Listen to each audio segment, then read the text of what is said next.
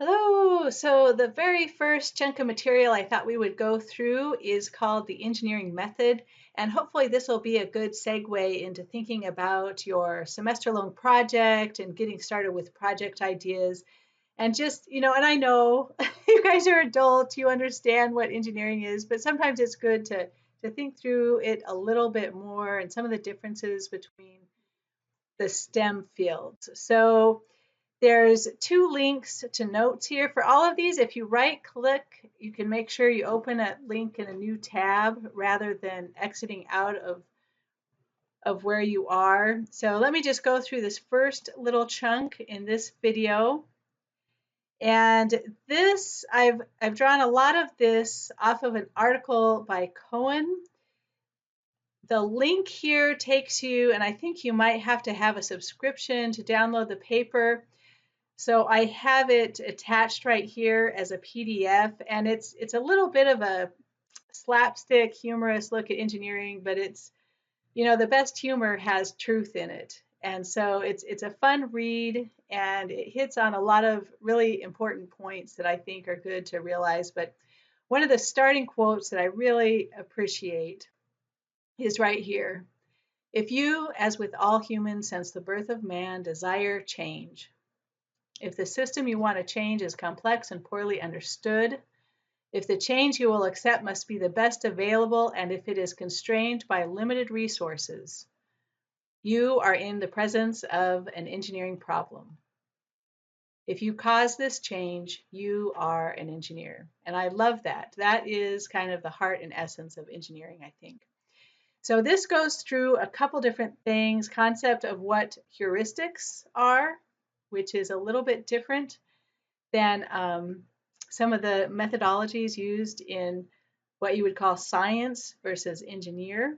And I think that is very important. And also a background of what engineering is. And science versus engineering, I like this. So the root of the word actually comes from being clever and contriving and devising. So it's a Latin word, and perhaps in the rest of the world, you'll hear more about engineers on the news and engineering discoveries than scientists. And hopefully there's not too much of a rivalry between some of the disciplines, technician versus an engineer. And that's a very important distinction to make.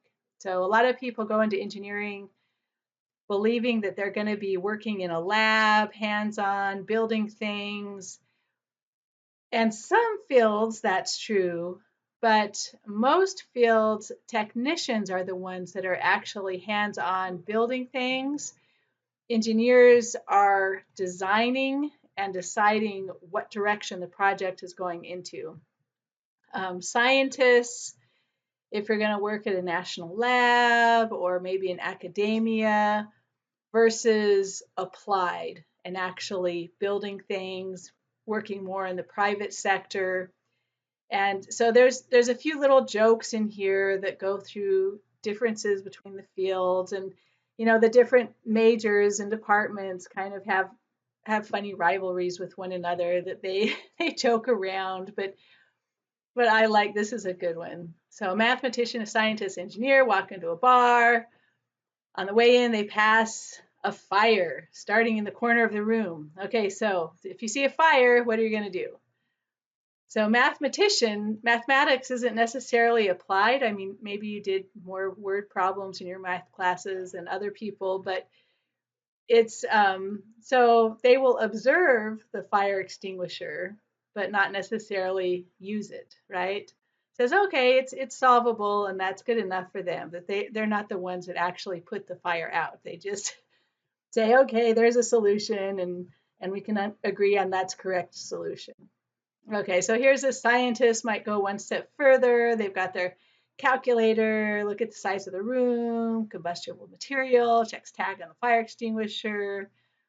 Okay, so he confirms the problem solution is at hand, but again, the scientist isn't the one that applies the knowledge. They don't actually put the fire out. And here's the engineer, and maybe they did or did not do very many calculations. They probably estimated some things, but they put the fire out. And that's really that's really the heart of engineering, and it's applied. And you've heard this word applied before, but there is so much involved in applied. And it's some other jokes are, reality versus theory, good in theory, but in practice. So scientists and mathematicians stay more in the theoretical arena, which is, it's really easy to theorize about things, but then creating something yourself, it's not going to be exact and it's not going to be perfect, and you can't be a perfectionist, and it's going to be a really messy and ugly process. And that's why some people stay in the purely theoretical realms of being a scientist or mathematician, because they don't have to deal with reality. They can just, keep things on pieces of paper and not never have to actually build with it, right? But engineer, there's building involved. And for your project this semester, it's going to get messy and it's not going to be perfect. And that's okay. That's where everything starts. And you just make small improvements year after year. You can think about how cars have improved, or cell phones, or computers, or anything. And it starts and it's clumsy and it's messy and it's not perfect, and it's still not perfect. There's no perfect car out there. There's no perfect house, but it's real. And that's the beautiful thing about something that is applied, is it is real. So, okay, 4 key components an engineer must balance. So I have kind of some highlighted things here in yellow for the quiz. You're going to change something, and you're going to do that with limited resources. Okay, you don't have all the money and all of the, whatever physical resources you need, time, personnel. And it's not necessarily the correct solution. You're just trying to figure out what's best. It's not perfect, it's not proven, it's just what's best. And what's best is you have to economics, society. It's not just applying scientific laws, it's understanding the people that you're building for and that you're trying to help. And then there's a lot of uncertainty involved in this too. You don't know what the weather is going to be, or the political landscape is going to change, or what. There's so many things that you don't know. And even so, you're going to still try and build something to the best of your ability. And so going through these notes, there's a few examples of things like building a dam, making a road, and you start at point A, you try and get to point B as efficiently as possible, but it's, usually in the middle of the project, you realize things that you didn't understand at the start of it. And so here's an example. This is a dam in Egypt, the Aswan High Dam. Huge hydroelectric power. It provides electricity for a good chunk of Egypt and even some of the surrounding countries.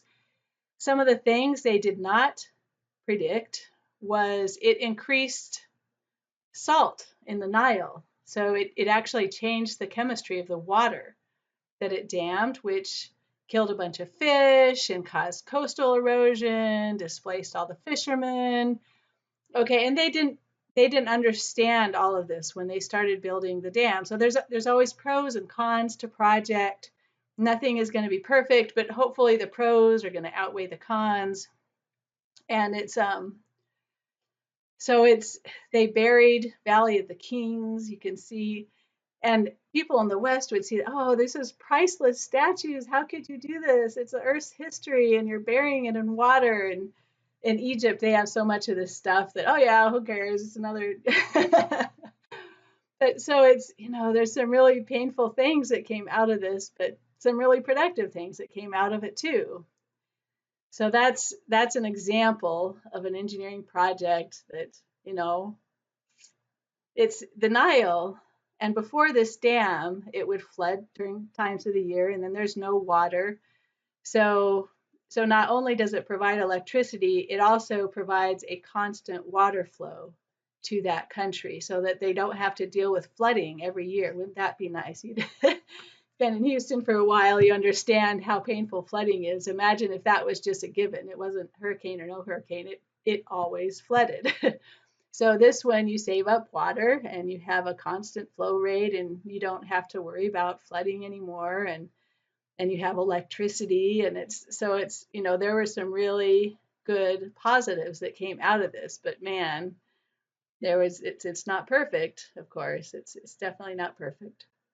This is talking about kind of the methodologies for getting from point A to point B, and you start, and it's an engineer versus a technician.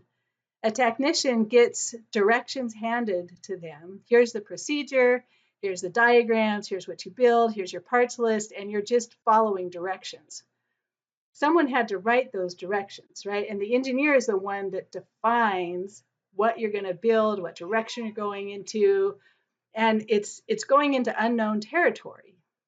It's building a bridge where nothing had been built before, and you don't necessarily know the soil stability and the weather of the area, and it's unique. You can't just copy another bridge design because it's a new location, a new environment. Or you're trying to make a more efficient generator, okay? And you're trying to make what's out there better than what exists.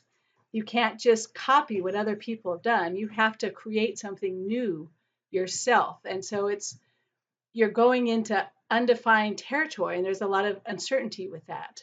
And so trying to get to a better new place, you have to be very good at defining clear, specific goals to work towards this. I love this Heinlein quote. In the absence of clearly defined goals, we become strangely loyal to performing daily trivia until ultimately we are enslaved by it. So engineering, there's a lot of jobs that are very repetitive, okay? Like whether you're, washing dishes over and over and over again, or engineering is not repetitive.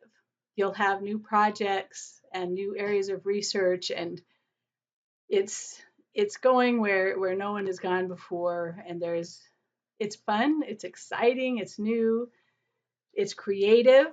So you think of right brain, left brain, the liberal arts versus the STEM, logic, calculating, and there's science in it. There is calculations and looking at at the science, but there's also a lot of creativity and innovation, trying to make things more energy efficient and safe and less expensive. So you're looking at the limited resources you have and doing as much as you can with as little as possible. So for your projects, I don't want you going out to Home Depot and spending a bunch of money and buying.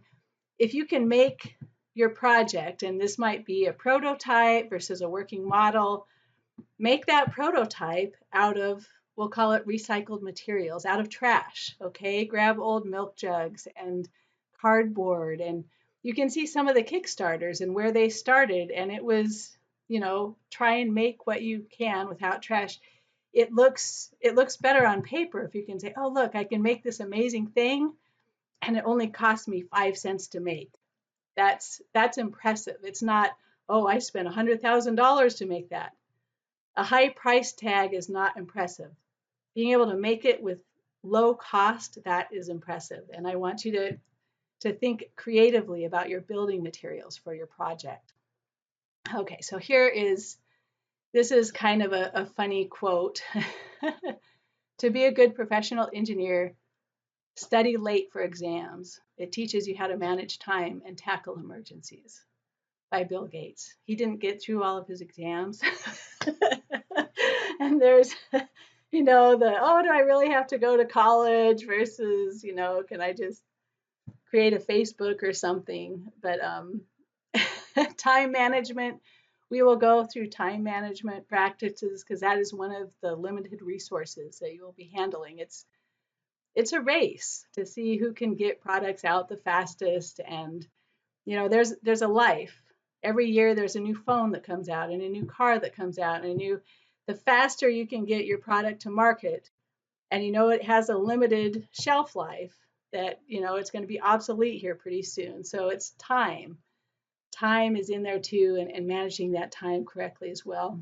So here is some estimation problems. Sometimes you don't have time or resources to calculate something. So if we were in a classroom, we'd do this. So look around this classroom, estimate the number of ping pong balls that can fit in this room.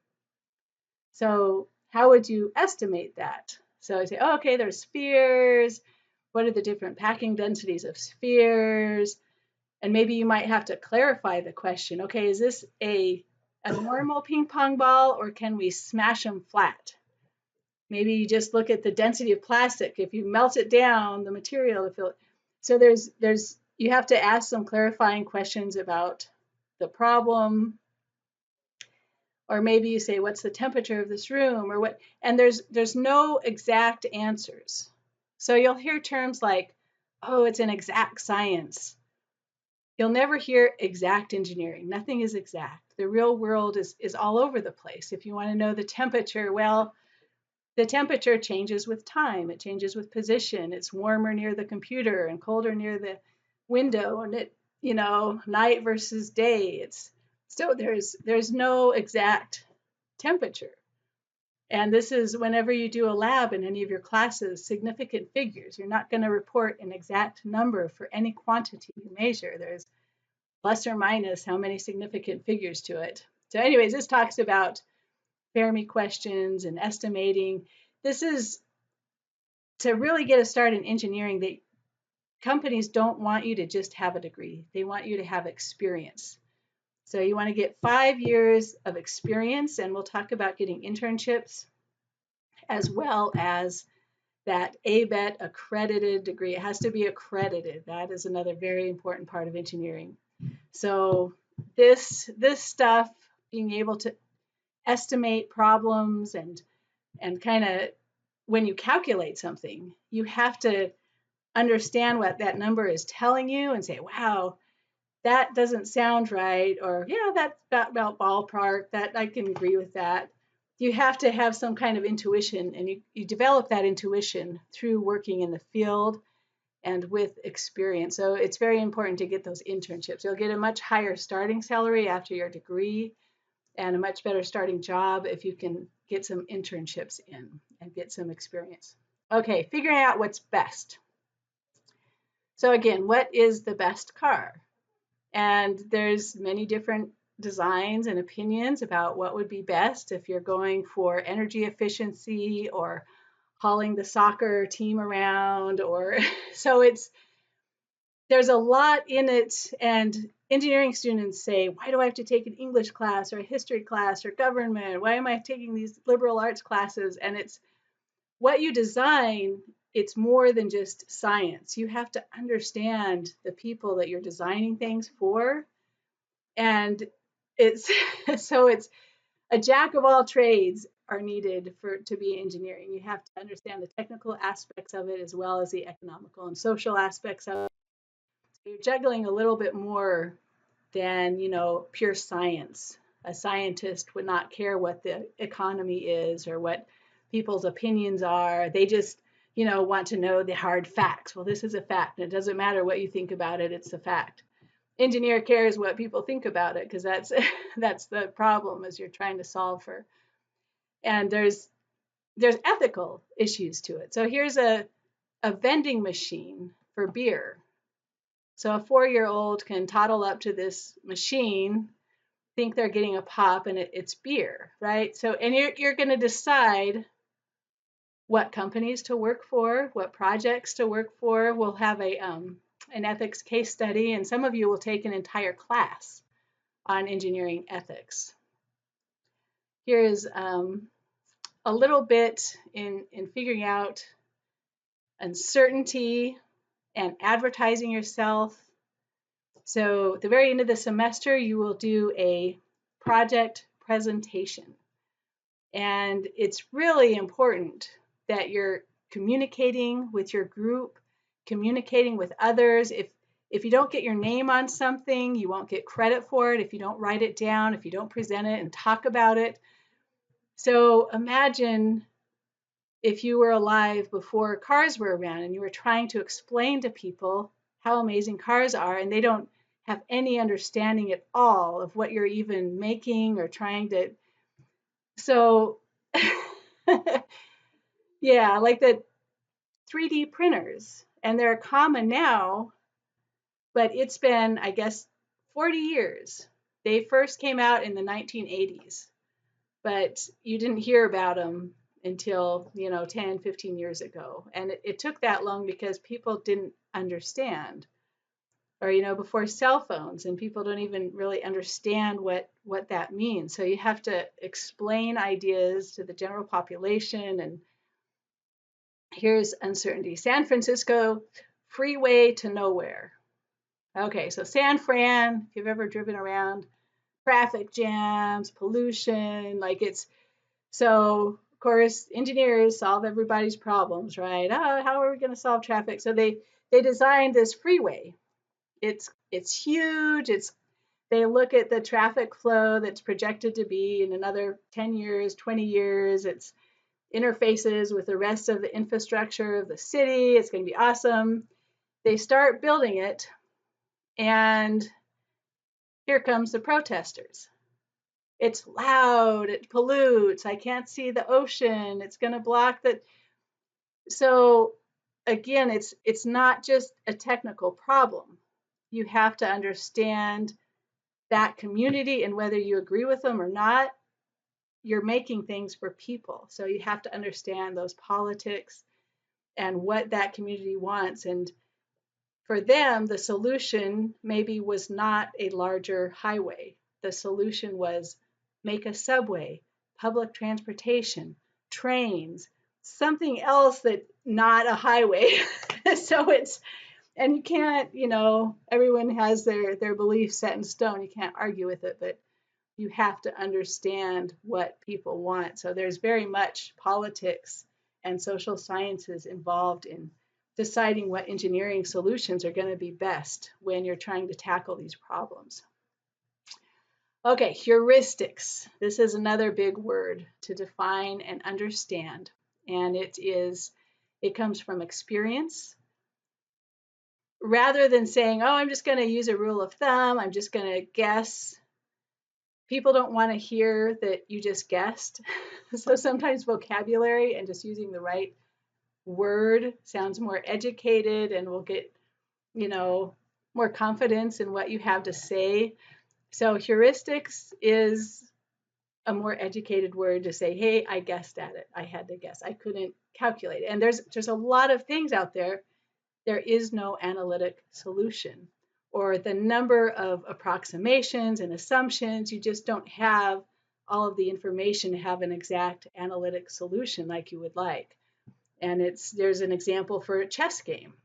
So there's, almost an infinite number of different ways a chess game could play out. And if you're programming the computer to play chess, and this is one of the artificial intelligence, and we watched computer programs grow in power through how well they were able to play chess, and the first program that beat the world chess champion, and this kind of thing.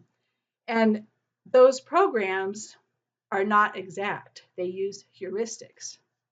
And so the idea with this guesswork is you have a few rules of thumb. Now, these are not set in stone. They do not guarantee a solution. They are not guaranteed to be correct. They just, most of the time, it's a good thing to do. It's open with a center pawn, develop the pieces quickly. So they're not going to guarantee anything. They're just good rules of thumb. And this is, again, science versus engineering, that it's not perfect, it's not exact, but with limited time and resources, it's going to be, it is what it is. And hopefully next year you get a little bit better every year. So these give quite a few more examples of heuristics, again, going back to Cohen's paper and work. And it talks about things inside the box that you can calculate versus outside the box, you can't calculate it.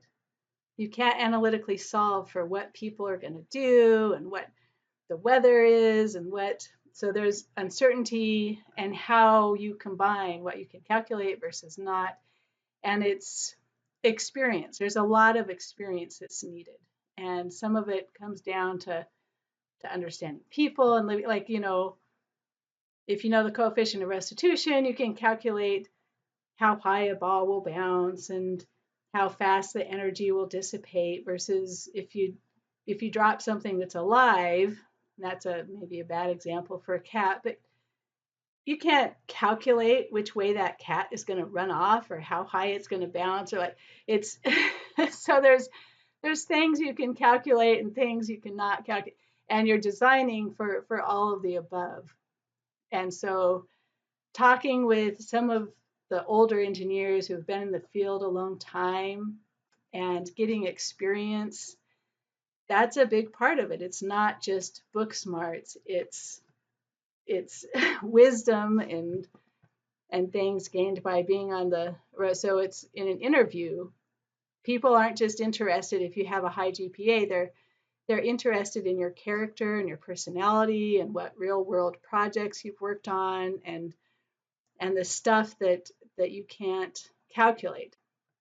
Okay, so that's the first little chunk of just, thinking a little bit more about what engineering is and what it entails, and hopefully that'll get you through a little bit of that. So I encourage you to read Cohen's paper. It's pretty funny. I found it humorous, and it makes some really good points about kind of the essence of what engineering is.